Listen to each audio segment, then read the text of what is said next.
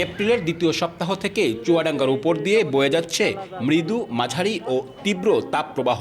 বুধবার চুয়াডাঙ্গার সর্বোচ্চ তাপমাত্রা ছিল 40.7 ডিগ্রি সেলসিয়াস, যা দেশেরও সর্বোচ্চ।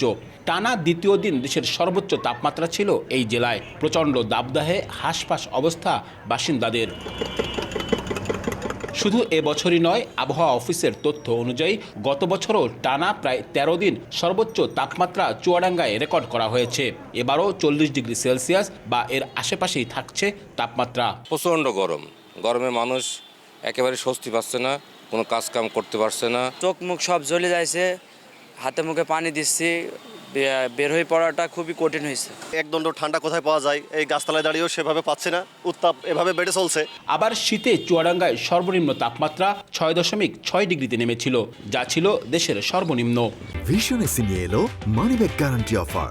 1 মাস ব্যবহার করে সন্তুষ্ট না হলে সম্পূর্ণ টাকা ফেরত। আবহাওয়ার কেন এই তারতম্য? আবহাওয়াবিদদের মতে শীত ও গ্রীষ্মে ভূমিকা রাখা মহাদেশীয় বায়ুপ্রবাহের প্রবেশদ্বার চুয়াডাঙ্গা এবং এর কাছাকাছি এলাকাগুলো। গরমের সময় ভারতের গুজরাট বা এসব এলাকায় সৃষ্ট তপ্ত হাওয়া নানা পথ পেরিয়ে ভারতের পশ্চিমবঙ্গ হয়ে বাংলাদেশে ঢোকে, আর তা আসে চুয়াডাঙ্গার প্রান্ত দিয়ে। উত্তর গোলার্ধ থেকে আসা শীতল বায়ু এই অঞ্চলে সোজা হয়ে ঢুকতে পারে না। শীতের সময় এই উত্তরের হাওয়া বাংলাদেশের উত্তর পশ্চিম অংশ চুয়াডাঙ্গা দিয়ে ঢোকে।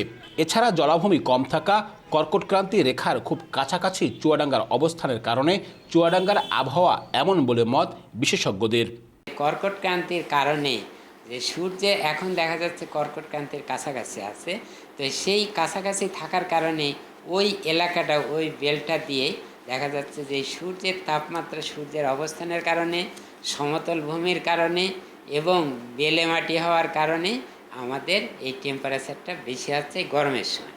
2023 সালের এপ্রিল মাসে চুয়াডাঙ্গায় সর্বোচ্চ তাপমাত্রা রেকর্ড করা হয় 42.8 ডিগ্রি, আর চলতি বছর জানুয়ারিতে চুয়াডাঙ্গায় সর্বনিম্ন তাপমাত্রা রেকর্ড করা হয় 6.6 ডিগ্রি সেলসিয়াস।